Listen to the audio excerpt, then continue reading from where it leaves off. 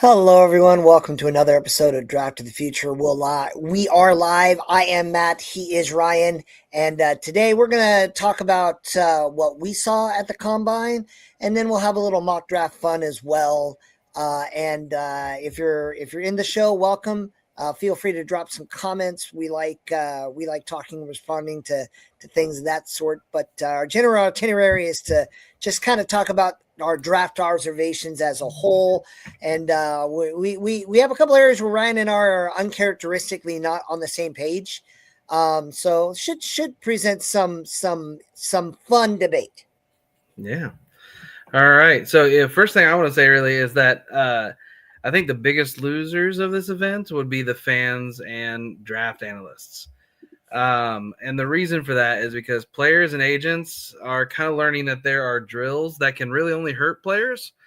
And it's making players opt out. So for us draft analysts that like to use the numbers to potentially build out formulas and draft profiles, it's leaving a lot of athletic profiles incomplete. And it means you have to either assume that it's bad because they chose not to do it, or you have to wait till hopefully they do it during their pro day, which could be anywhere between now and like mid-April. So that's very frustrating, and especially because you want to see the best do it, and they're just kind of not anymore. So that's a little frustrating. But let's go ahead and get into some of the risers of the combine, the guys that we I thought wanted to moved add to up. your point for a second. Okay, go ahead. So, like, I can understand, me personally, I can understand, like, Makai Lemon, I don't need to see him run. I would have liked to, but for a guy like him, he could say, I'll stand on my tape, and I've seen no footage of anyone catching him from behind. So I don't know what his speed is, but it's faster than the guy behind him. Yeah, What's really weird is the one, like, sure, by all means go and go to the combine and do the meetings and do all the things that you need to do as a consensus top 20 pick, but then bring in a guy who's willing to compete. But then you talk about, like, there are a lot of guys who didn't run because they know they're slow, and all I can say is, dude, would you rather, like, fail because you couldn't do it, or fail because everyone knows you couldn't do it and you didn't even have the courage to try? yeah, Like, just be real. All right, yeah. that was my Okay. uh they can't. They, like, I Yeah, want to create a world where that would happen, but they just flat can't make an athlete perform. All they can do is stress the importance of it. Um but I do think the idea of creating another tier where, like, okay, you guys, you're coming, you're doing the interviews, you're there, and if you're not going to physically participate, let's bring in a guy who will, and allow them to kind of declare whether or not they're going to do it. How much of the percentages are they going to do? Because even then, people are like, well, the on-field drills matter. I'm not the on-field drills, I don't know where I land on that yet. But, like, I can still see how fast you are. You're still running 40 yards. Why are you not going to run with a clock on a 40, but you're going to run a 40-yard route on a deep? Like, just making sure they're informed that, like, this truth is going to show up. So at least stand behind data that you're willing to test.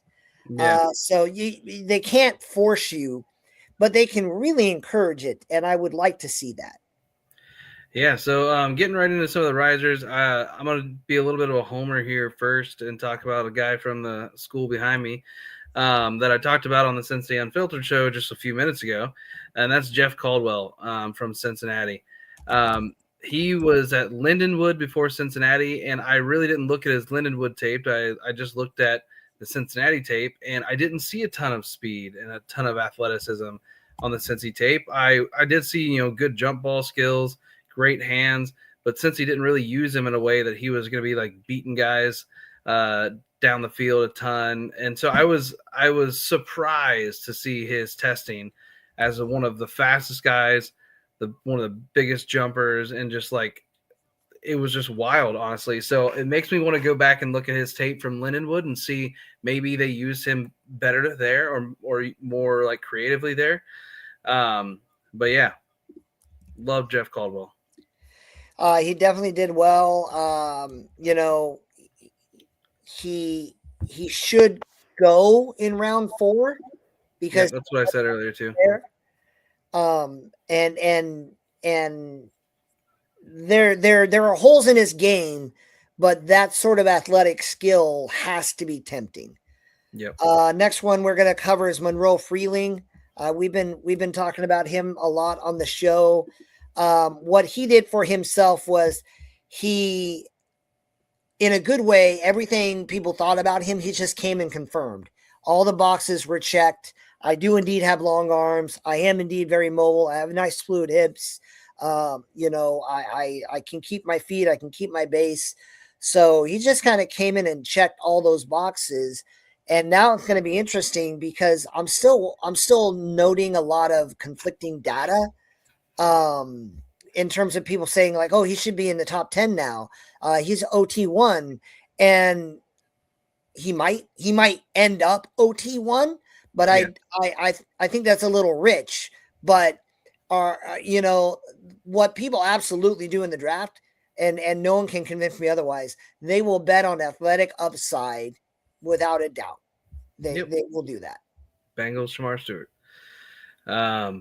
Yeah, so then we got Cole Payton, the quarterback outside. So everybody's crowning Ty Simpson QB2. Personally, don't agree with that. Cole Payton is actually my QB2. He's been my QB2 for quite a while. But in terms of the league and consensus, I think QB3 is wide open. So Cole Payton went out there and was an athletic freak. I think he was like a 9.97 RAS or something like that. And his accuracy looked really solid. He had really good touch. See, K Breezy, he's smart. And honestly, Cole Payton's a guy that he has so much athleticism that at a minimum, that is going to give him a longer leash to be able to get the rest of his game like cleaned up, because he only has one season, like 13 starts, which people are knocking him for, but Ty Simpson only had like 2 more starts than that. But they've crowned him as, the next guy. So I can only hope he goes to the Browns at pick 6, but I don't think that's going to happen. But yeah, Cole Payton, I think, is a clear QB2 to me, but he might have a shot to go much earlier than people are thinking. So I was unsurprised to see denied Dennis Sutton like light it up at the combine. For me, like he did himself a lot of favors with all the things that he did athletically, and he even did the 3-cone, which if you're doing the 3-cone drill, you're feeling it. His athleticism was never the question. And that's really gonna like shine for him. But I can't help but then like the why do you have first round athleticism and second round talent? And I'd probably take him in round 2. But those are questions that you're gonna ask that kind of challenge it. But you're talking about high second round production with high first round athleticism. This is a guy you should probably target. And I don't think he's as far off from that current clump of guys. And I'd be shocked if he doesn't go round 2. Yeah, my secret hope is that he goes round 3 at pick 72 to the Bengals if they choose not to go edge early, because he fits a lot of their mold, the type of guy that they look for. So he's my guy that I keep picking at pick 72 for the Bengals right now. But the next guy, it'd be a steal if you got it'd be you run it up. But the next guy is the guy that I'm actually, if the Bengals don't go defensive tackle in round 1, a guy that I really love at pick 41, Grayson Halton. The metrics for him are great. He shines pretty well in our formulas, both mine and Matt's. We're gonna eventually build one that's just our formula. But so all the numbers are great for him, and man, he looked like the most explosive defensive tackle. Some of his stuff, like if you look at his 40-yard dash, he ran a 4.82, which is great at his size. The vertical, he had the highest vertical of every defensive tackle, 36.5 inches at his size, is just crazy. And then again, 9.5 foot broad jump as well. Love that guy, and I think he is a true 3 tech that's going to get a ton of pressure early on, even if that's all he's doing. But the metrics say he can do the run game as well. So Grayson Halton's a guy going to go a lot higher than he's currently listed. I'm expecting early day 2. Top 100 guy. We caught on to him a little late, but as soon as we caught on to him, it felt like the rest of the community did. Treydon Stukes. I love it when and I want to be honest. I don't watch as much film as I wish I had time to watch. I just want to be upfront and honest about it. But sometimes, usually when I watch film, it's because the guy's performing well and he's not liked. And I watch the film, I'm like, okay, what's wrong with his game? If I can't see it, it's probably in the film somewhere. And then I watched the film on him, and I was even more mystified, like, what's going on? And then he comes out and runs a 4.33 40 and jumps 38 inches, and you know, he's a definite top 100 guy. I do not see, like, you know, there are some people talking nickel safety. I'm like, the guy's 6'1". It's not like he can't play outside. But you get him on a field, he belongs in a defensive backfield. And when he came out and put good athleticism in the markers, it forced people to go back and look at the tape. He's a consensus like top 115 guy. He's going to end up in the 90s by the end of this process. Yeah, and I believe it was age and medicals was like the biggest thing, but if with how everyone's talking about him now, the fact that he's moving up, it means that I think those medicals are coming back a lot better than people thought. All right, so the next guy is another corner, Ephesians Prysock, which wonderful name. Gotta love that. But so for him, he had a really good RAS score. He's also massive from a corner perspective. Is he 6'5" or is he 6'4"? He is 6'3", 196, 33 in an eighth arms, 9 3/4 inch hand. And then he, with that size, he still ran a 4.45 with a 1.57 10-yard split, 39-inch vertical jump, and 10-foot 4-inch broad jump. So he made himself some money, I think. I don't know where he sits on the consensus right now, but I'm expecting that to go up. One of those guys, Rolf. No, so Matt, you don't watch Cincy Unfiltered because you're not a Bengals fan, but Rolf is known for what's called a Rolf bomb, which is where he just throws a bunch of money in the super chat. Yeah, sorry, we don't have enough followers yet to make that a thing. But we're not important enough for. We're literally not worthy. But yeah, Ephesians Prysock, I think with his size and speed and the athleticism that he showed, he's going to shoot up boards. So when I look at Prysock, I can't help but see that T-shirt where it's Chewbacca standing in front of a basketball hoop. Yeah, and they're like, who invited this guy? You know. Next time, maybe. So Eli Stowers is one of the. So I am not nearly as high in the tight end class as some others. Yeah. And when when we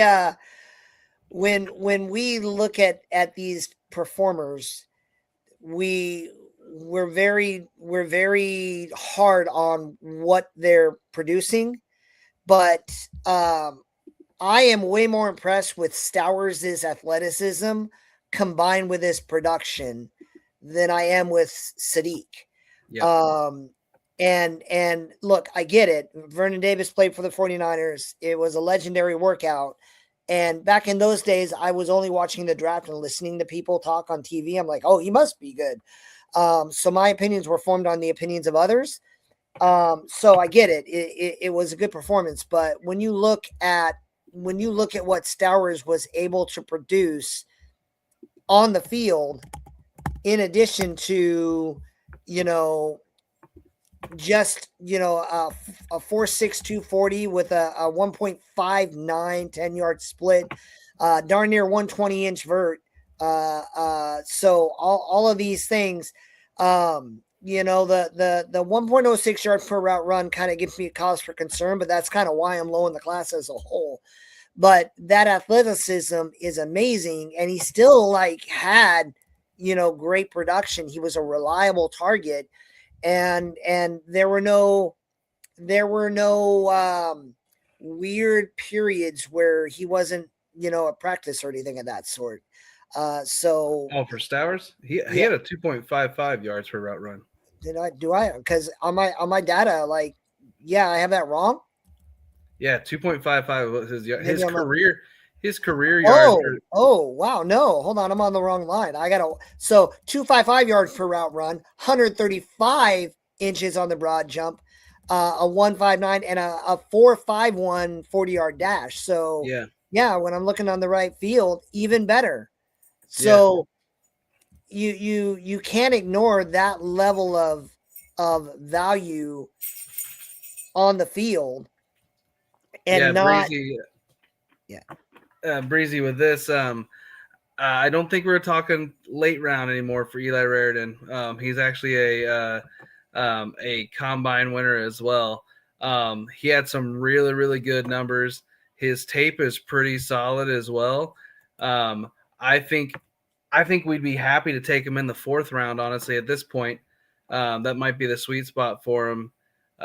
Matt, your thoughts on Eli Raridan? So I'm late to the party. Is he a Notre Dame kid?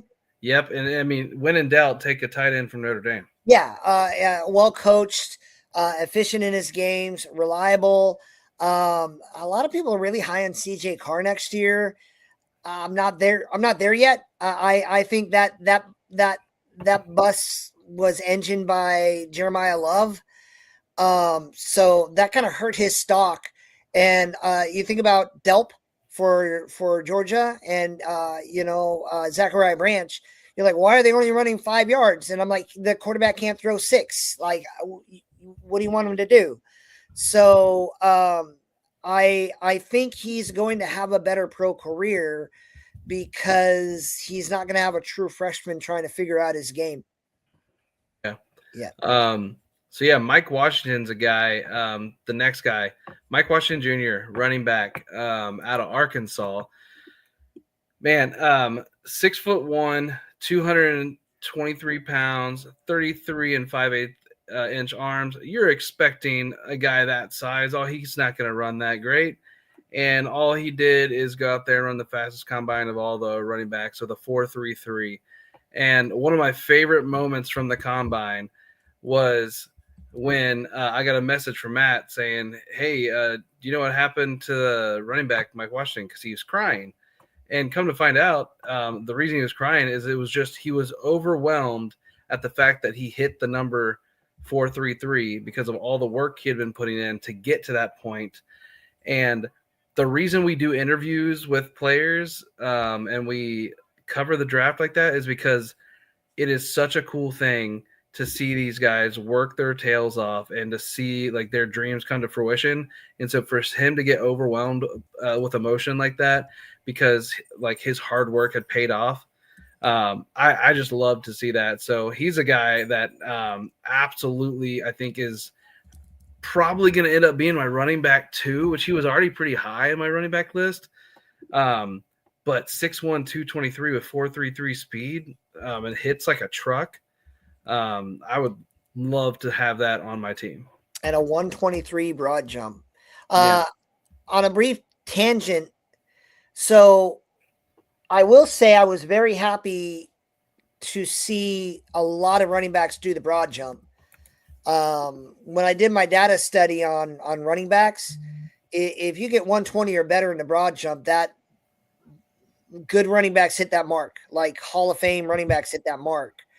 So it was very nice to see he hit a time that's impressive, but like once you show me you're like 4-4, like 4-5, 4-4-5 or better, like I'm happy. I'm not really, I'm not really as impressed by speed, but you combine that with that broad jump, and you have a level of athleticism that someone has to take a chance on. Yep. All right, you want to talk about Dylan? Yeah, do we want to hold on? If you're coming away with any one player, what do you think, Ryan? I mean, so I want Sonny Styles on my team, especially in round one. That's the number one guy that I want, period. In rounds 3 through 7, man, that's tough. Honestly, rounds 3 through 7, like that's where I'm hoping guys like Dani Dennis Sutton, maybe a Jeff Caldwell, a guy we're going to talk about in a minute, Eli Heidenreich. Those are the type of guys. I feel like there's going to be so many offensive weapons in rounds 3 through 7 that are just there for the taking. Especially if from a Bengals perspective, Matt, you can talk about it from a Niners perspective if you want, but like from a Bengals perspective, if we do what we need to do in free agency and then we hit on some defensive players in round 1 and 2, there's so many good players. There's just so many good players there. And on that, we're moving on to Thieneman, right? Yeah. But I will say this: for my money, I think this is the draft where a smart team could use rounds 3 through 7 to completely rebuild their offensive line, and that would be brilliant. There's a lot of depth pieces there. I think that you could come out of depending upon where you're at, I think you can go around 3, 4, 5 and come out with an interior line that you can rely on. And that's your worst case scenario. Like, we can count on these guys. You get a Jake Slaughter and a Bo Stevens and a Rutledge. I mean, can you imagine? Yeah, I'm less confident in the tackles, but no, you can rebuild your interior in the late day 2, early day 3 in this class. So for me with Thieneman, we were already high on him. We've talked about him when we did our top 10, which is on the channel. You can check it out. Thieneman came in and checked all the boxes. He didn't surprise anyone with the numbers, but who would ever want to follow Sonny Styles? Yeah, like that. Like, that's just like, that's not fair. So he came in and he did a lot of really good wow things. But the field work was, probably, in my opinion, and I know I just said a few minutes ago, when I watch field work, I'm trying to picture how it would work on in play. And he showed a level of versatility in the field drills that impressed me, and I think that stands out alongside the athleticism. But he was one of those guys people like, oh yeah, he's going to light it up. He's going to do well. Yeah. But he didn't just do well there. He also did well functionally with all that athleticism, and that matters. Yeah. And then the next guy, I mean, he's down the list because of just the way I was looking at my stuff when I was going through here, but Sonny Styles, literally pretty much broke every record from a linebacker perspective. You can change his RAS score to 4 or 5 different positions, and he's still nearly a 10.0. He is the dream pick for the Bengals at pick 10, partially because he's not going to be there. That's why it's a dream. Because I honestly don't know that he gets past pick 5 at this point, especially the Giants just released Okereke, which is one of their linebackers. That was them announcing their pick. They've already selected. That was pretty much them saying, hey, this is my favorite thing here. Drew Garrison, known Michigan fan, top 2 players are Buckeyes. But he's just a freak. And Matt, I'll let you talk about your Navy brethren here. Oh, so Eli Heidenreich had a low key I don't know how to express to you. So I'm gonna be a little bear with me here. He had a day that says he should go in round 2. Yeah. So I will say this: he had less than 100. He had less than 100 attempts, and he's kind of more like he was more of an offensive weapon than a running back. Yeah. So a lot of the things people were saying, I look at him and I'm like, do you not realize that's Christian McCaffrey? Like, yeah, he had 500 yards, 500 yards rushing and almost 1,000 yards receiving. Yeah. So now I am concerned with his weight, but he only needs a little time in a weight room with some good home cooking. But he cleared the 120 mark, and a lot of guys did, for the record. But this was an unusual amount of participation in the broad jump from running backs this year. 9.5-inch hands. So all in all, Heidenreich's athleticism alone should put him in the second round. He's gonna go round 4, and he's gonna be a steal. Yeah, and I mean, we interviewed Landon Robinson. I've seen the interviews with Eli Heidenreich.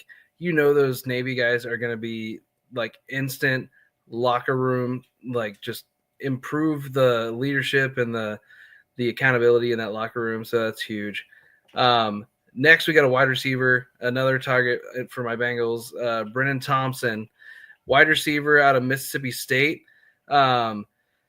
Not the greatest quarterback play. Not the greatest quarterback play at all. But he was the fastest man in this draft. 4.26 is what I believe he ran, which, you don't have to have the fastest time in the world to be a good wide receiver, but his tape shows twitch, great route running. So, he's one of those guys that is going to be a really, really dynamic, probably slot wide receiver at the next level. Yep.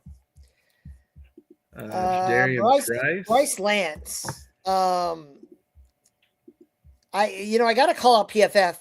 The PFF claims he has no grade against man coverage, and I can't believe that he didn't face man coverage once.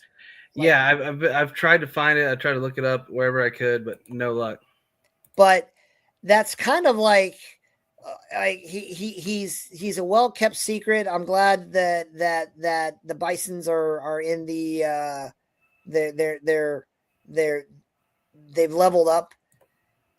But the guy put on a show at the combine. And there are a lot of people who kind of talk about like comps. I didn't see a lot of me personally. I only watched like 2 games of his, and he's out there mossing folks, and you can do that when you're that fast and that long and can jump that high. And I don't know about his route versatility, but right now consensus has him like in the 6th, 7th round. And for me, if he's in round 5, I don't know who do you take instead of him? Like, yeah. How do you not take a swing at that? Yep. The next guy we'll talk about, I'll talk about him because Matt's a little sour on him, but Zane Durant. Yeah, no, I am not convinced that those underwear Olympics have not moved me an inch. Yeah, Zane Durant. So like, he's a winner because more people got to know his name, but anybody that follows the draft knows he's an absolute athletic freak.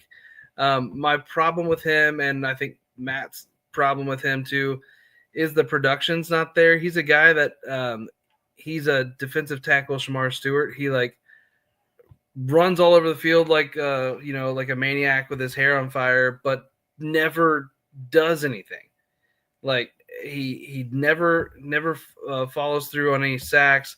Even if he gets pressure, he doesn't make the sack. And maybe other guys clean it up some too, but it looks like he's out there with no real understanding of what he's supposed to do. And so that athleticism sometimes bites him because he overruns things. So yeah, I can't get behind it on Zane Durant. Now, if you're telling me we're at middle of day 3 and I'm grabbing Zane Durant, then yeah. Near production, aka he's a Bengal. Yeah. Um, day 3, I'm okay. That's where you take the swing on Athletic Freaks is day 3. You don't take the swing on Athletic Freaks in round 1 unless there's at least some production that shows that they can do it at the next level. And Zane Durant to me is just not quite there. And then Matt, you want to finish up our risers with your favorite? Well, so my favorite, my boy Elarm Zor, like stood out, and I might do 2 here. Look, we got to talk about the elephant in the room. We got to talk about that Arkansas quarterback. Oh yeah, everyone knows he exists now. That Arkansas tight end. Look, I watched him in summer scouting. I watched him this year. Like, he's one of the few guys I watched, because how do you not watch, like, you know, a 6'3" to 5 guy, 230 with a cannon for an arm who can run that fast, you know, and sure, he's got every physical tool you want. And there are teams right now, like you can teach him to throw, right? And the quarterback coach is like, yes. You've got a bunch of teams that are like, no, but I can fix him. I can fix him. It's like a vampire romance story. Like, it's just so crazy. So I had to at least look. It was an amazing performance, and he is definitely going to get drafted because of that athletic performance. And you know, you hope someone can mold him and put him together and work with that. Yeah, honestly, like the teams that need to draft him are teams that have an established quarterback and don't have a need for a quarterback for a while. Those are the type of teams that need to draft him, so that way he can focus on getting the actual quarterbacking skill down more, because, you know, he just relied so much on his athleticism.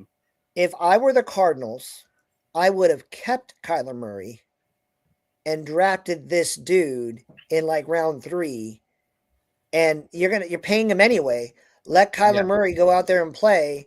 I don't know. The Cardinals are probably going to find a way to get Ty Simpson. And I'm like, great, you literally drafted 1 inch and and a weaker arm. I don't understand. Yeah. But my boy Elarm Zor, I had him on my top 10 linebacker list. And again, I didn't watch a lot of film. I was just looking at the production. So watching him come in and just blow up the combine really, you know, I'm like, look, he's what else are you gonna do? So it's really undershadowed because you're in a world with Sonny Styles. But Elarm Zor also had an eye-popping, you know, amazing combine. And you know, again, someone asked earlier about rounds 3 through 7. I think that you could rebuild your interior O-line. And I also think that you could draft your special teams future starting linebackers in rounds 3 through 7. And, you know, 4 years from now, you have a core of starting guys that at worst are just going to be solid, reliable options. Yeah, and luckily my Bengals drafted 2 linebackers in a very weak linebacker class last year. So, woo, good planning, guys. All right, so getting into some of the fallers. You know, the combine, honestly, most of the time hurts more than it helps, I think, most players. But the teams, I think it's more about the interviews. So I don't think these guys are necessarily going to fall a ton. But Keldrick Falk is the first one to me. People have been like torn on him. I had him in the 20 range, I think, in my big board last I checked. But he looked really, really stiff. The testing numbers weren't horrible, and his length and everything was great. But he just looked so stiff. He had zero bend at all. And if you're going to be drafted early first round, which is where a lot of people project him to be, like, you can't be running like a freaking ironing board. You got to have some sort of bend to you. So the Niners drafted Keldrick Falk last year. That's true. But And he had more bend. He had more bend than Keldrick Falk, in my opinion. well, so here's my point. You're not going to do Falk any favors if you take him early round 1, and it's not his fault. What Falk and Williams last year or this year, what they represent is their edge setting, run stopping guys with potential to develop as pass rushers. So you take the guy and you're like, what I know is the running backs aren't going to run outside. And to be fair to him and to my Niners, he did what they drafted him to do until he got hurt. But you don't take a guy in the top 15 to set the edge in the run. Like, that's not what you do. That's not what the fan base is. And if you don't care what fans think, then you're probably smart. But you draft Falk too early, and he is very good at doing those things. But then you look at the drills he avoided that, that he needed to do those drills, even if they were only mediocre, and then he does them again in the pro day and they're better. I feel like he's a poster child for what I talked about in the beginning of the show, where it was more of an admission of, I can't do these things. And now if he goes to a pro day, he only gets one shot. He needed two, because I think he's average, but if he's average in his pro day, he's going to hurt himself. And that's, because he's physically gifted in terms of length and hand size and all those other things, but no speed testing, no agility testing, which is kind of an open admission to, I can't, check the tape. But I'm like, I didn't see any of that there either. Like, don't rely on your tape to say things it doesn't say. So Emmett Johnson was a guy I was hearing a lot about when the things were spinning up. There are things to like about, kind of, who he is. He's near 3 yards after contact per attempt, which is good. He's got a high elusiveness grade. But that elusiveness grade kind of led you to think that he was going to be much more explosive. Yeah. And that 159 10-yard split and that 4.56 40, like that 159 is just not going to cut it. Yeah, and Matt's gonna Matt, has a whole breakdown that we're gonna start talking about here soon, which is like the things that players need historically to be like good, like from speed and agility to measurements and stuff like that. And like he is just underneath the cutoffs on everything for speed and agility. So it's just not great. Yep. So I mean, maybe he had a bad day. Maybe it was a little slippery track. He could use his pro day, because he is a guy where people are going to go back and look at the tape, and I'll acknowledge, like, I didn't expect him to be that slow. Yep. Next guy, LT Overton. Just rinse and repeat what I said about Keldrick Falk. Slow, no bend. But his production hasn't been as good either. So I'm not going to spend a ton of time on him. I viewed him as a late day 3 guy anyways, and I think he's probably going closer around 4 or 5 now. Yeah. So the next person we're going to talk about is another guy who I watched. I went back and watched him because everyone came out of the Senior Bowl thinking he was the second coming of Larry Fitzgerald. And I'm like, that's not what I saw. So I may have only watched like 15 guys on film, but Malachi Fields was one of them. And I got to be honest, his testing aligned with what I saw. He wasn't supposed to light it up, but you need bigger hands to play the position of wide receiver, especially when you're 6'4", 218. Now, to his credit, he's only credited with one drop with those 8, just under 9 hands. And anyone, like, if my number sounds different than what the combine gave, whenever I look at data, I look at the worst number they give, because I want to know my worst case scenario when I'm looking at a prospect, not like not like what a guy who's like, you know what, maybe there's another quarter inch there. But you I will say, like, his shuttle was good. Anything under 4.36 in a shuttle, and he was smart to do the shuttle, but he was barely above average with his vertical, and his 40 time. Where's that at? Oh, do I not? I might not track that. Fields. Oh yeah, his 40 time was. He's. I hope the NFL knows what I know about shuttle and wide receivers. And even if that's true, he's still just under the cutoff. Yeah, 4.61 is rough. Yeah. Yeah, next we got another, speaking of 40 times that are rough, Miles Kitselman. Don't think he was a guy that was like a top tight end anyways, out of Tennessee. But I put him on here as a faller just because you could tell he was expecting to run faster than he did.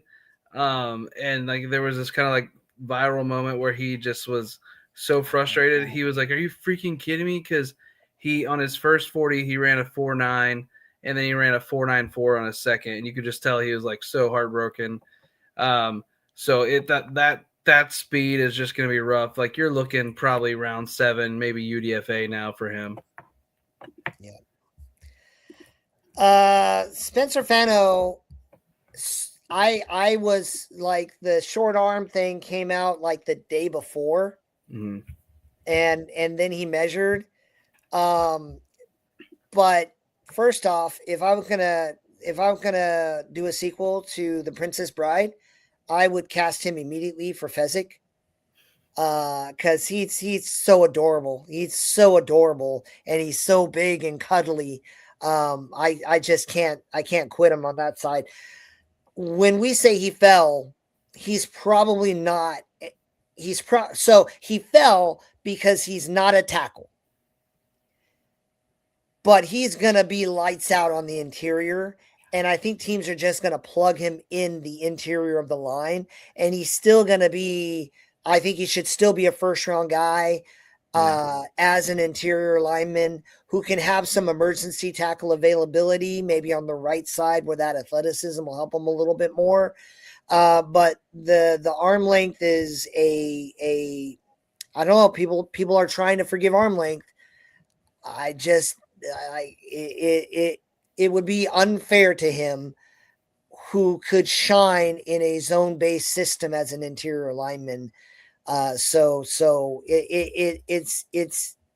it's a faller because he's definitely an interior lineman.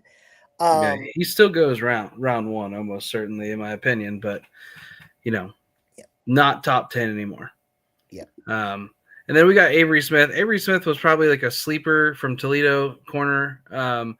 But I thought with a good combine performance, he could stand to be a pretty good riser because his tape's pretty solid. But he was near the bottom in almost all athletic testing for corners. So it ended up doing nothing but hurting him.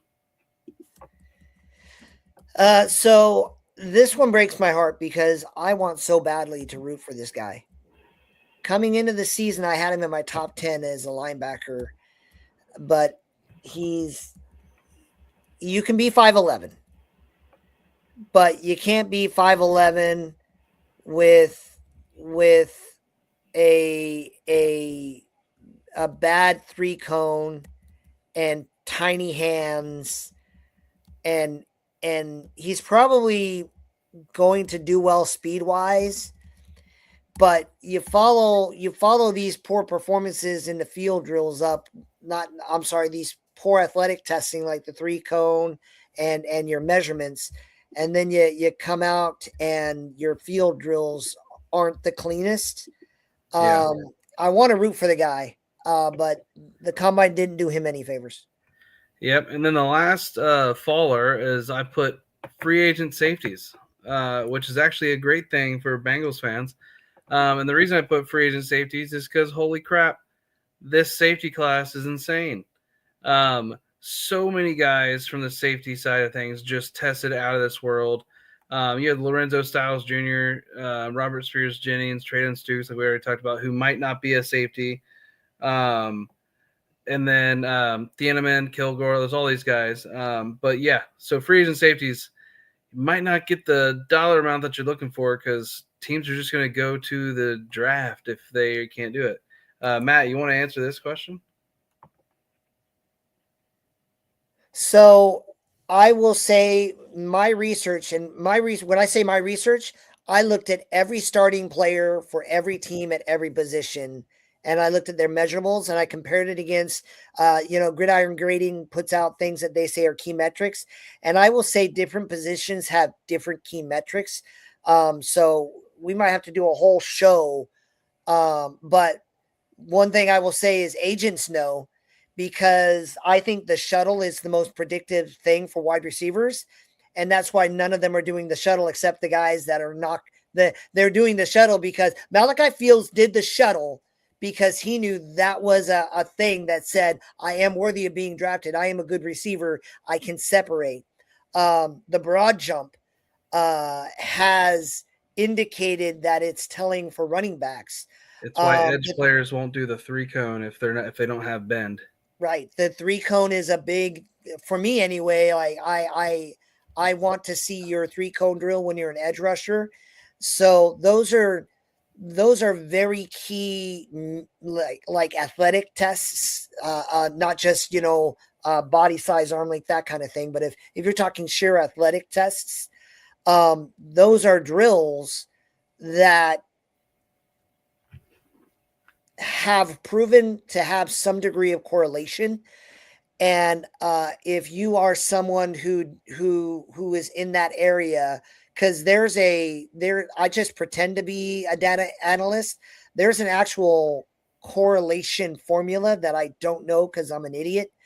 But some of that aligns. I've been seeing validation to my own research because I'm seeing people posts like, hey, this is the drill that's correlated, which is why you asked me, like, those fast 40 times, they will improve your draft stock, but they're almost a death nail for what you're going to be in the NFL. If a wide receiver sub 440 is almost a punishment. I would actually run slower on purpose. Yeah. So, all right. So we're going to get into a mock draft, and we're going to try to, move it along pretty quick. It's already been about 47 minutes here. But what we're going to do with this is we're going to draft what we think it will be now, based off of the combine and before free agency. Obviously, free agency is going to change a ton of things. But then we'll quickly mention what we think would be the worst pick, like what would be the worst case scenario for them. And so I'll start with pick 1, Matt, because I don't want to do the Bengals. I want to make you do that. Oh, okay. So, I mean, honestly, pick We're 1. doing what we think they will do, though, right? Yeah, what we think they will do. And so the first pick, it's going to be Fernando Mendoza. The worst thing they could do is trade out of the spot. Yes. Like, you can't just be banking on, next year is going to be better. Next year's going to be better. And people will compare it to when the Bears traded away their first pick and didn't take Bryce Young. And then they were like, well, they got Caleb Williams the next year. I'm like, yeah, sure. But the chances of every team falling and being that bad, if you think that guy's good, not great. So they're going to take Fernando Mendoza easily. It's not even worth talking about much more. So the Jets have a lot of options in where they could go. They did just they at least put a restricted franchise on the running back. The question's gonna be how high is Sonny Styles on their grade, and are they looking for upside or are they looking for known production? Those are questions that's there. The worst thing they could do is take Simpson at number 2. Because I don't think Simpson is a first-round quarterback, due only to his starts. It is. I drove by it once, so that's a pretty cool place. So I think that sooner or later they're going to see the athleticism and talk themselves into Arvell Reese. Also trying to manifest it because I want Bailey at 3 in my shadow team, and so does Ryan. For the record, Ryan does not want Bailey to be off the board. I think they go Reese here, and the worst thing they could do is go quarterback because they talk themselves into someone not worthy. Yeah. Speaking of worst thing they could do is quarterback. Um, again, that would be the Cardinals. The Cardinals, I think, might have the worst roster in all of football. It's not good. They don't have a lot to write home about. And they need a ton of help. So I think what they are going to do is they're going to try to build up a roster that can be ready to take a quarterback next year. And what do you do with that? You go after offensive line. And while I think Monroe Freeling is in the conversation there, they have a good left tackle and they need a solid right tackle. I think they go Francis Mainoa out of Miami. Yep. And Matt, what's your answer here? Why is Reese drafted before Styles? So positional value. They. I don't know why, because when you look at them as edge rushers, like they actually compare very favorable. But the NFL sees Reese as an edge, and they see Styles as a true up-ball linebacker. And I think you got to have the conversation because Styles is going to the Hall of Fame. On big boards, they haven't. Big boards haven't updated yet. They might, but right now, they actually had Reese below Styles. They had PFF has them at 7, and Styles is here at 5. So yeah. So it kind of goes to show. So with the Titans, they traded for an edge rusher. I don't know if they believe they have their edge rusher there. I got to be honest. The Titans can't go wrong here. They really can't, because they have their answer at quarterback. Now look, Maui Noah being off the board hurts them. You know, I think Saleh still wants to revitalize his defense. So I think Saleh takes either edge or linebacker. I think Saleh likes Bailey, but I can't forget that they traded for an edge. So why would you trade for an edge and then draft another one? My answer is because you can't have too many. Okay. So I think the worst thing they could do, and I wonder how this is gonna go with people clipping things. I think the worst thing they could do is punish Jeremiah Love for being great and draft him. Mm-hmm. Because that is the most, like, outside of quarterback, it's the most team dependent. And unlike quarterback, they will give you zero patience. Jordan Love's going to be an amazing running back in the NFL. But just like right now, people are talking about Ashton Jeanty and his 10 flipping touchdowns like he was bad or something. And I'm like, 10 touchdowns behind that line? Like, that's amazing. People just they're so ruthless. So for my money, I kind of think they take Spencer Fano and call him a guard. Okay. Where's he at? Actually, no. I'm gonna 180 that. I think they go BPA and take Sonny Styles here. Okay. And the Giants would be angry because I think that's where he would go. Giants, honestly, I think the worst thing that they could do here is take wide receiver because I think that they can get a good wide receiver later on. And I they've got Neighbors coming back. They've got some guys on that team that can do things. And I think what they're going to do is they're going to take Caleb Downs. Harbaugh loves a good safety, as Bengals fans know. He collected safeties pretty much. And so I think they would take Caleb Downs. So that's where we're going. So Ty Simpson. Yep. Let's continue our tradition of letting this be where quarterbacks go to die. Let's just keep riding the Ferris wheel and never, so yeah, that would be a bad idea. With you got to take a look at Tate. Yeah. You really have to take a look at Carnell Tate. But I got 2 first-round picks, and there's a guy I think who might end up being a better wide receiver a little later on in the draft. And you need like literally you have they traded for a Well, they guy, right? traded for one. They They traded for one. traded for a They tackle. traded for a right tackle. Yeah. So now again, I don't. Yeah, wow. Do you take the Georgia kid here? Man, that would be bold. But I think that's real high. Bailey and Garrett would be an absolute nightmare, but I think their whole plan is to worry about the line. I honestly think this would be a win-win for both Spencer Fano and the Browns.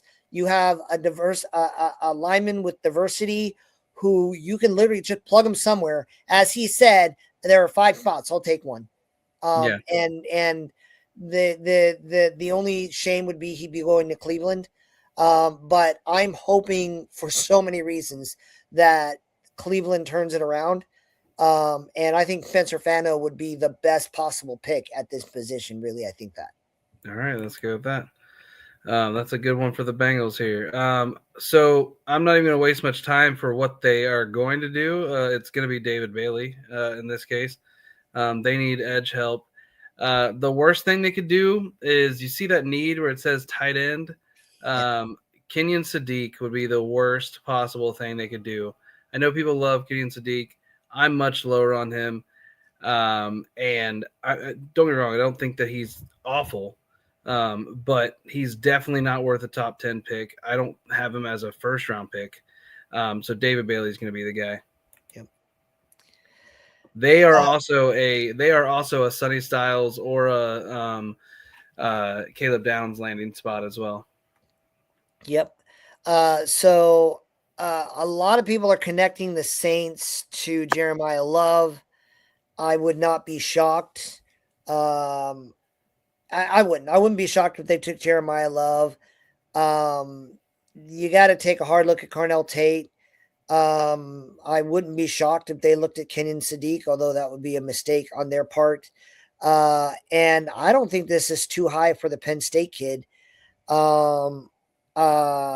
So me, like the Penn State kid, Peter Woods would be in play for me here. The NFL better wake up on Peter Woods before you let him fall to like the Ravens. Like don't be an idiot. Stop giving the Ravens and the Eagles good players because you don't watch film. Just stop. Sure, they'll take Jeremiah Love, but like I think that there are better options. Yeah, so you're having Jeremiah Love? Mm-hmm. All right. So this gets really interesting. I am leaning towards them taking defensive guy just because I think there's going to be players of theirs that leave in free agency. I could also see them taking wide receiver. If Jeremiah Love was there, I could see them taking Jeremiah Love. And this is not just because I hate them. But Kansas City honestly does seem like a spot for Caleb Banks because they need a defensive lineman. He is an athletic freak. And the comparison they give is Chris Johnson. And so he could be drafted there and play a role a little bit and have that person to guide him. And then, Chris Johnson retires in another year or so. So this is not me just trying to troll them. This is where is it Chris Jones? Chris Jones. What did I say? You've been saying Johnson. Okay. And I'm like, well, I'm terrible with My names. bad. So yeah. My bad. Yeah. Yeah. Okay. So Caleb Banks. Caleb Banks is what I think they would do here. Wide receiver would be probably the next one for me. For Caleb, that'd be the best case for him. It'd be a perfect landing spot for him.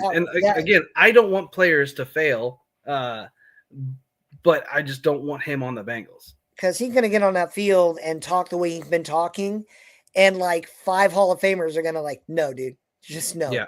Like, go do something. Ryan would sprint to the podium with Ruben Bain.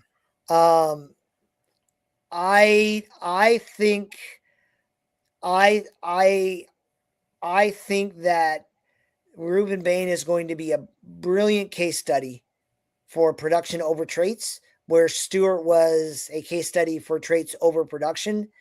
I think the Bengals will absolutely go and take Ruben Bain, and I don't think anyone will blame them.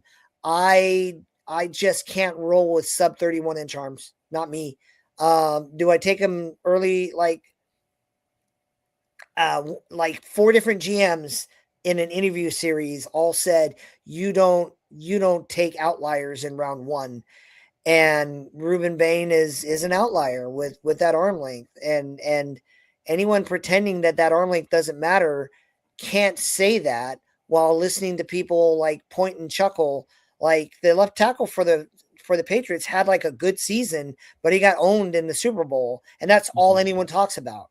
So Ruben Bain could have like a Pro Bowl season, and if he gets locked down in a playoff game, like this will be what they blame on every bad game he ever has, and that would be a tough thing. So I think they would take him. He does a lot of things, and I no one wants them to be right more than me. Not even Ryan. I love Ruben Bain's production. I have learned my lesson in looking at those physical outliers. All right, well, go ahead and take him then. I think this becomes an easy one for the actually. This would be wide receiver or corner. Basically these top four players. This is going to be the question for the Dolphins. The worst thing they could do, quarterback. Ty Simpson's not going to come save you. Just throw Quinn Ewers out there or Malik Willis or something like that, and see what you got.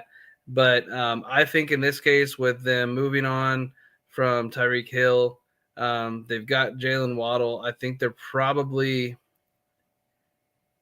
going to lean towards wide receiver and go with Carnell Tate. I think 11's the floor for Tate. Yeah. I don't from 8 to 11, Tate's gone. So the Cowboys, I will say this much: there's so much going on there. It's hard for me to see. Does that say left guard up there? It says running back, edge, linebacker, and safety. I think the worst thing they could do is take Falk. Not like just because again the pressure that would put on him when that's not what his game is right now. But I was thinking that way for 10. I kind of think this is a good spot for Thieneman. Yeah, I really do. I wouldn't say no to Allen, but I think Allen's going to be their next pick. Yeah, and they have somebody with Thieneman and Allen. You're in a great spot. Yep. All right, Thieneman it is. And then the Rams come skipping up to the board and say, "Yay, Mansour Delane," because they need corner help. And so I think that's a clear pick for them. For them, I don't know that there's a worst because their roster is good. So I don't know that there's necessarily a worst pick for them. Worst case scenario.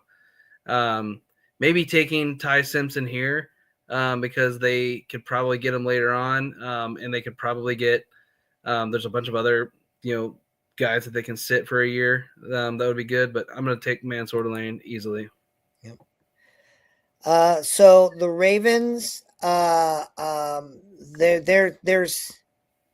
so much here that the Ravens always get these really great players because of the positional needs drives the draft. Yeah, this is what I see when I see Ravens. Yeah, like that. It'd be him. It'd be Lemon or Ione, and both would be nightmares in Baltimore. I don't know which they would pick. I don't know, man. I think that they struggle to run the ball, but I don't know what this new coach is gonna. It's hard to know, but. I think the choice would be between Lemon and Ione. In this scenario, I'll go with Ione because it scares me more. Okay. Yeah, with their new coach, they need someone that's good at sign stealing. All right. So we've got the Buccaneers on the board. The Buccaneers are interesting. They need a lot of help on defense. This could be where a lot of people are saying Sadiq would go. If Ayone was here, I think that could be the pick. But I think that they're going to aim towards potentially a lockdown corner in either Jermod McCoy or Avian Terrell. And I think I'm going to say that they will bet on the medicals if the medicals are there, and they're going to take Jermod McCoy. Again, I think Sadiq would be their worst case scenario. Just wait. So again, I think I think all the data says the Jets are all in on next year's class, Yeah. and they got the capital to do it. Who did we have him take earlier? Reese? Yeah. We had them take Reese, so and you're just trying to get better. And I think that if you come out of this draft with Reese and Makai Lemon, you had a great draft. Yeah. You really did. Is that what we want? Yeah. All right. Now here, the Lions don't even take a breath, and they go get Monroe Freeling. Mm-hmm. They had, they have some older guys on the offensive line. They want to lock down and protect for their quarterback or potentially another future quarterback, and that's what they need.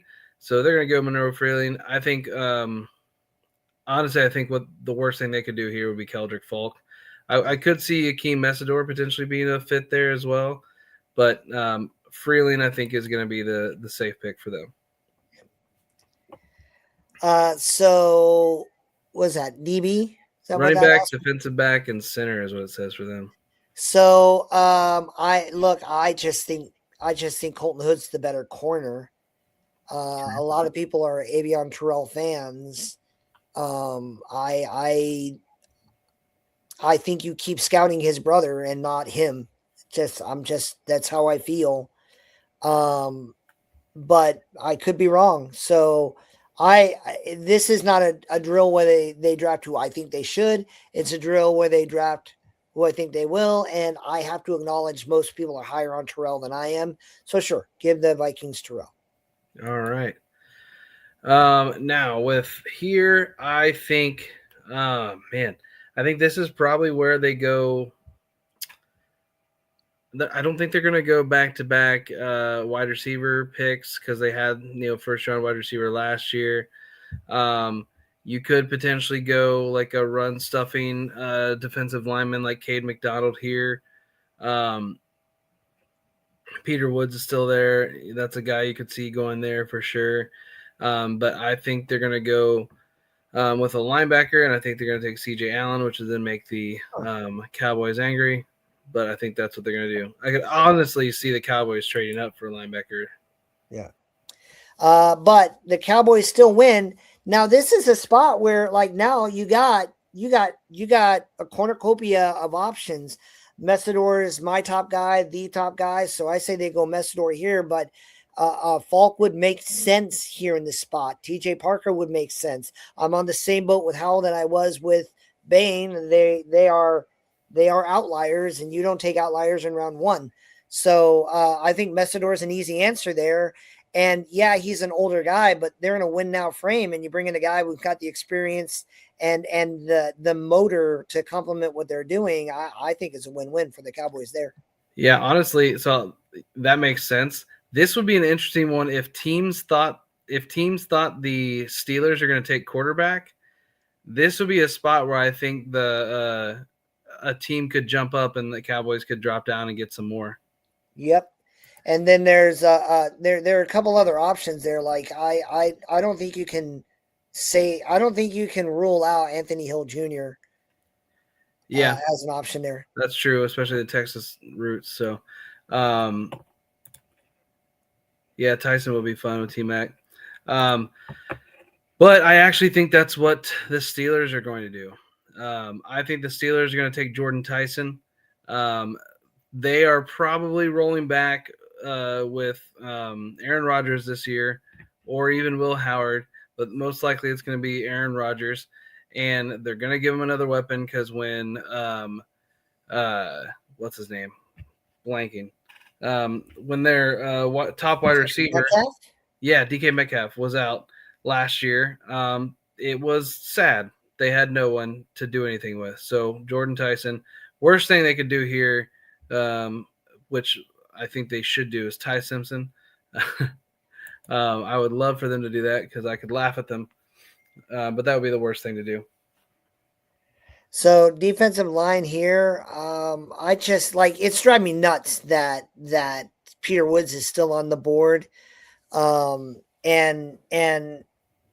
Peter Woods fits a lot of what they would want to do in LA.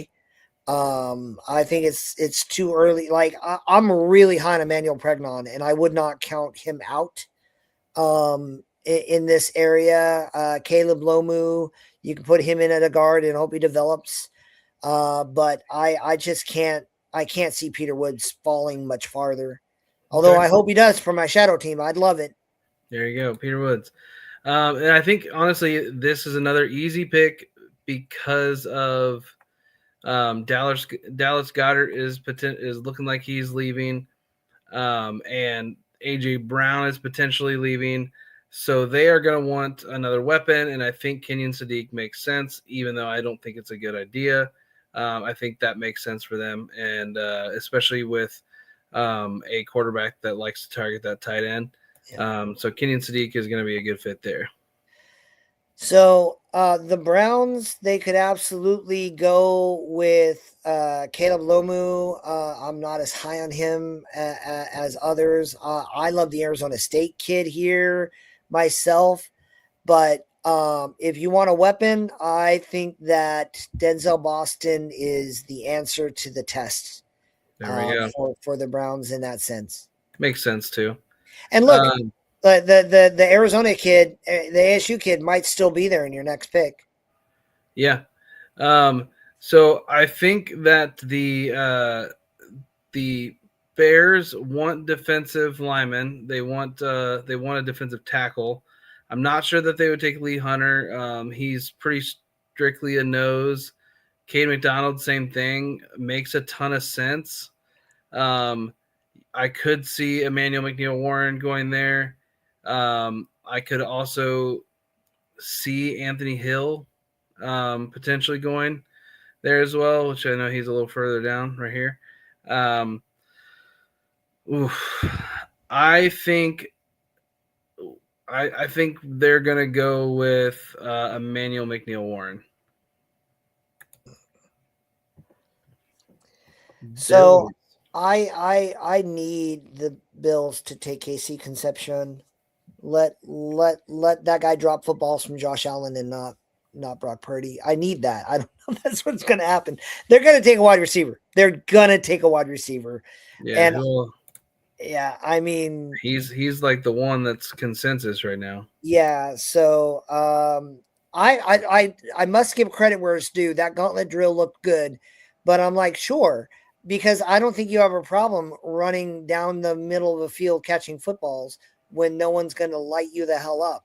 I think you have dropped because you're wondering if someone's about to light you the hell up. And if you're afraid of that in college, what are you going to do in the NFL? I could be wrong. Again, I always hope that the thing I'm worried is true, and he'll get to prove it on the field. But yeah, go ahead and go to the Bills and prove yourself right. So KC Concepcion to the Bills. And then I can take a deep breath because the Niners are now. Do the Niners take Omar Cooper Jr.? That's not out of the question. The Niners are known to do that. If you're going to go receiver, I think Zachariah Branch isn't going to get the first round love that I think he deserves. But in this situation, you got to take a long, hard look at TJ Parker. The safeties kind of flew up the board a little bit sooner. But trying to answer a question here. I don't believe KC Concepcion ran the 40. So yeah, I can actually answer that here. Yeah, I don't think you did. A couple seconds. So yeah, Matt, where are your Niners leaning in this case? So I would expect the Niners to want a weapon, Okay.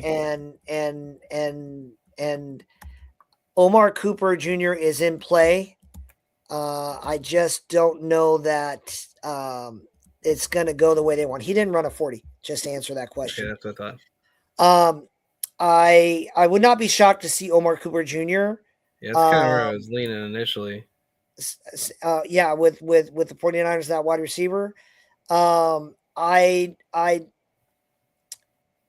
What's funny is they always draft a guy I'm surprised they drafted. But I can't get over, like, I want them to draft either Caden Proctor or Emmanuel Pregnon in the worst way. I think Caden Proctor makes a whole ton of sense here. You stick him in at left guard, and I've heard people talking about Trent Williams, but I haven't heard anything. But that's where I was leaning, was Caden Proctor. I think Caden Proctor is at worst an answer. He's an upgrade on the offensive line, and there are a lot of tools to work with, and a coach who knows how to get the most out of talented linemen. That makes a ton of sense to me. That's where I was leaning, especially because if they have a functional offensive line, that offense can't be stopped. So I think that makes sense, and he's got some line versatility as well. So Caden Proctor, Brock Purdy rejoices. Now we got the Texans. They definitely need offensive line help, but they also need D-line and a running back. Where are you leaning? Oh, I'm picking twice in a row? Oh, no, I wanted your input, but Caden Proctor was where I was planning to go with your Niners. So that was technically my pick. Oh, right, yeah, because I kind of housed that one by making sure KC isn't a part of my look, the upside's there.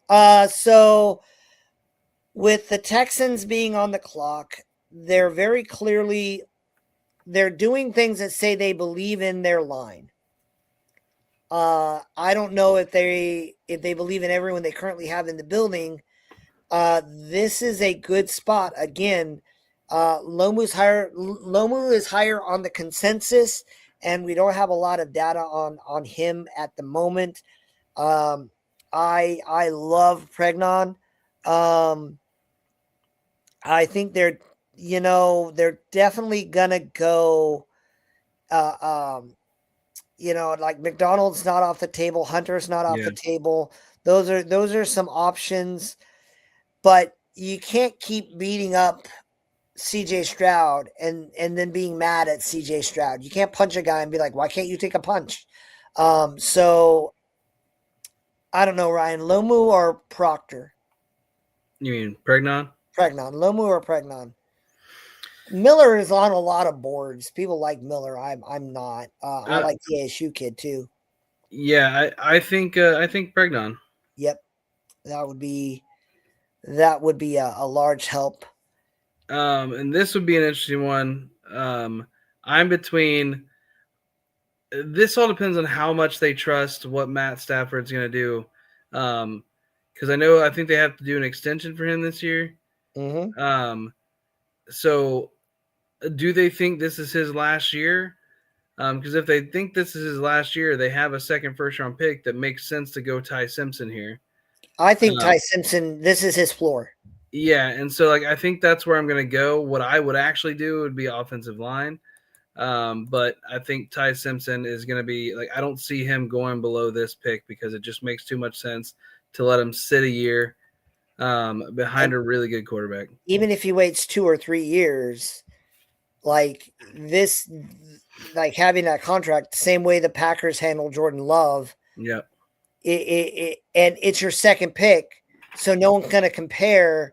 You take Simpson even up higher. Even the Browns took Simpson. You had that first pick to be like, though this was our pick, but this other guy, it's a freebie, and even fans kind of know that sometimes. Yep.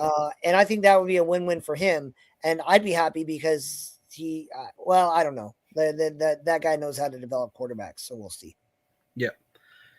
The Broncos are on the clock, and they're a little mad because literally everyone's gone. But I am much, much higher on Anthony Hill Jr. What's he ranked? He is ranked like 40 something, 44. I mean, it's not crazy.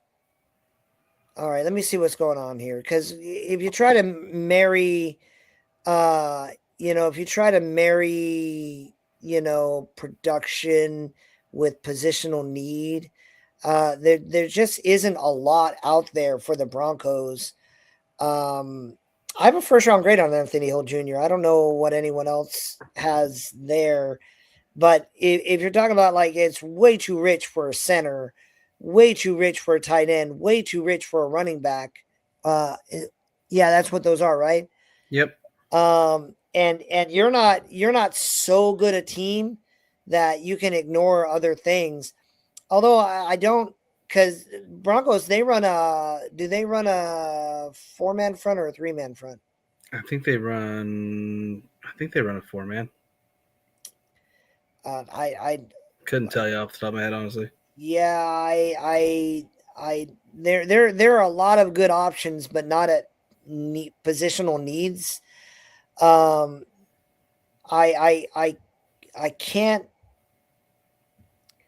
For me, it's Parker or Anthony Hill, and I think Anthony Hill does a lot of things right, so that's where I'm going to go. All right, Anthony Hill it is. And so for here, the Patriots, again, this is pre free agency. What I personally would do would be Caleb Lomu, and I would push Will Campbell into guard, and then I would put Jared Wilson at center where he belongs.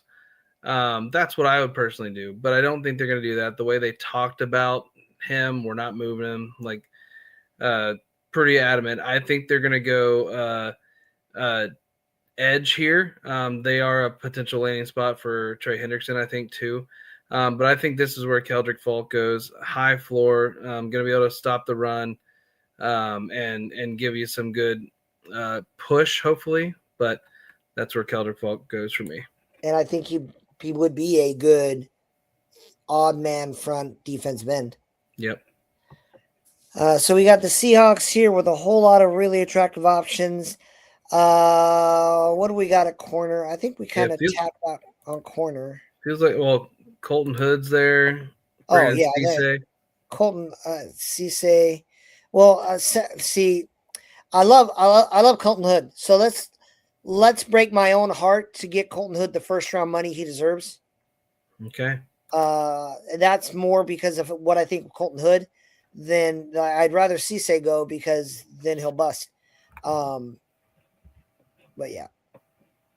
Oh yeah, not draft related, but why would they let Walker walk? Yeah,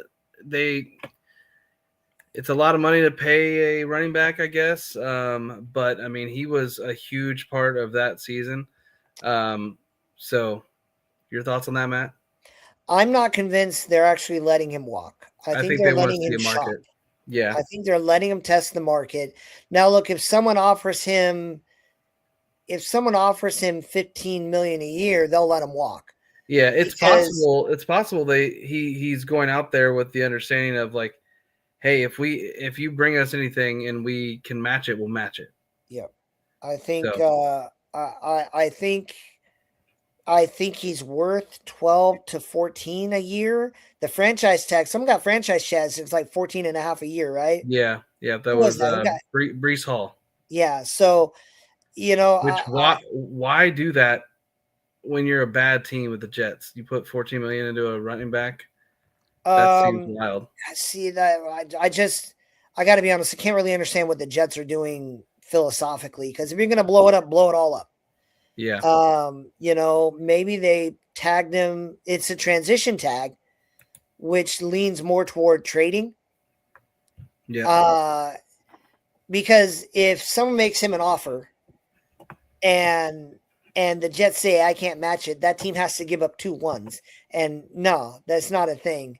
I feel like they're going to come to their senses and they're trying to get a 1 for him. And they'll probably settle for 2. But I think this is just their way of trying to keep, like, on both ends. They're just trying to keep the price down. I think they're willing to pay him 14 million. I think they pay Walker 14 million. And I don't think they're running back away at the moment. So you let Walker, the only teams, like if I'm Brees Hall or I'm Kenneth Walker, I'm begging the Chiefs to take me. Yeah. And All are right. they going to pay them 14 million a year? Yeah. So, all right. So we talked about the combine. We did our pre-free agency mock draft. Obviously, that'll change next week when free agency hits. It's going to be a chaotic week, and hopefully lots of moves for our teams. But it's definitely going to change how the draft goes for sure. Because some teams are going to set themselves up to be able to go BPA, and some teams are going to leave themselves hanging to where they have to reach for need. But starting next week, we're going to be doing our top 10s on the offensive side of the ball. We did defense already. We might have some other player interviews coming up as well. We just recently did the one with Max Pooley, the safety out of Wofford. We did Cameron Stewart from Temple. So go back and check those out. A lot of these guys that we try to reach out to interview are guys that we find and that the metrics say are going to be very good, but they're not getting attention, and we just want to see them get a shot, because that's what this is all about for us, is like the story of these guys reaching that endpoint. So just be on the lookout for more of those. And then, we're in the home stretch now. Combine is over. Everybody's doing the last little bit. Thank you. Kay Breezy, appreciate you for joining us. And Rolf, I know, was in there as well, so appreciate that. Matt, you got anything else for him before we call it a night? I do. Obviously, we appreciate likes and subscribes and having other people follow us. We do this right now. We're doing once a week. But honestly, for me, I beg you guys, especially if you're like draft people or in the draft area, Landon Robinson, Cameron Stewart, Maximus Pulley. Can you give them some love on your social media channels? Can you look at them and tell us what you think of them and do it through social media? We're convinced these are guys who deserve to be drafted, and Cameron Stewart's not even on any of the boards, and that's just injustice personified. So the greatest favor you could do to me, and I think Ryan feels the same way, is to get these guys the visibility they deserve. Even if it's just, well, I think you're wrong, but here's what I see on tape. Just to get the conversation going so that these people who deserve to be talked about get talked about. And Ryan, would you throw those names up there and do that? But that's what I hope you'll think of doing. I'm legit. I'm not even lying. All of these people we're interviewing are people we deserve should be drafted. I'm not talking first round, second round, but like they deserve a shot. And they need to be talked about more to pressure the more prominent profile guys to just talk about them. Tell me why they're not worthy if you don't think so. Yeah. But thanks for tuning in. Like and subscribe. Put on the notifications if you want to know us more. But we'll be back next week talking some interior offensive line. So catch y'all later.